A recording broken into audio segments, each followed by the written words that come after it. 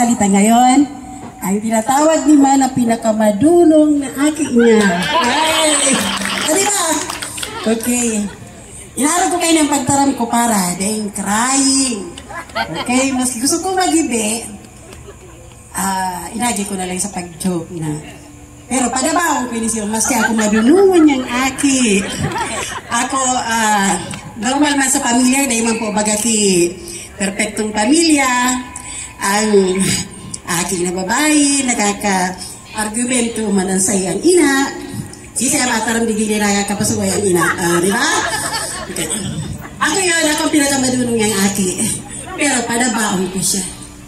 Padabaon ko siya. Inimok meaning nga. Yay! Itinawag nga niya, akong pulong abala kaining, maski bisyo na ko sa tindahan, bisyo na maray ako, nagkapod ako, so dumana, na ganyan-ganyan, so nakikisuyo ako sa binsan ko, so bakalin dumana ganyan. Anyway, ini yung okasyon na ini, nagpapasalamat kami kabusma, kami mga aki mo, na mas tingani kami nagpaparatao sa imo ki. Sabi mo nga ni kulog kibuot ka mo. Nagkakadang ako sa indo, sa konsumisyon. Diba? Pero gusto ming ining okasyon na ini na pinagkaloob sa imo kang mahal na Diyos na makaabot ka sa 80 anyos. Dakulao na pasasalamat ni kaya mas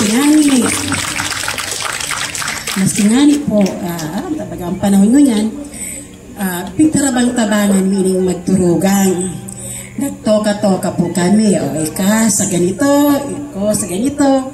So, naging man siguro, successful ining okasyon na ini dahil na nga ni sa aniyon po kamo digdi.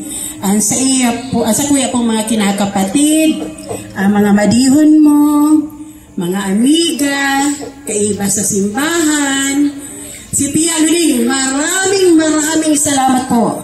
Kahit na medyo malayo ka dito sa Bakakay, nakarating ka. Maraming salamat po. Purihin ang Panginoon, okay? God bless you, Tia Luling, sa pagbigay mo ng panahon. Kay Hazel at sa pamilya niya, maraming salamat po. Hindi ito magiging successful. Kasama po kayo sa mga kapatid niya, tita niya na nandito. Maraming salamat po.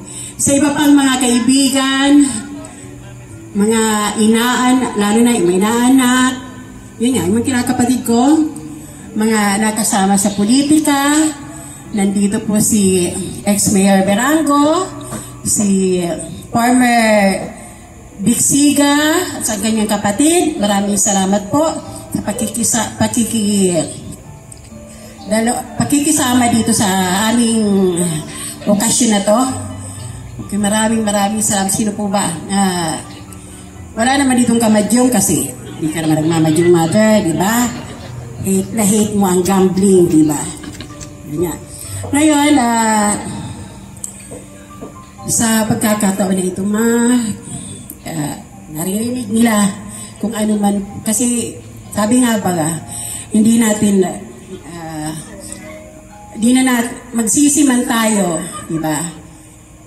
Kung wala, pero I am praying, we are praying na abutin mo ang 100 years para may 100,000 tayo. Yay! Joke lang. Okay. Hindi. Bawat isa naman sa atin siguro, nananalangin ang ating magulang ay humaba ang buhay. Humaba ang buhay para makasama natin.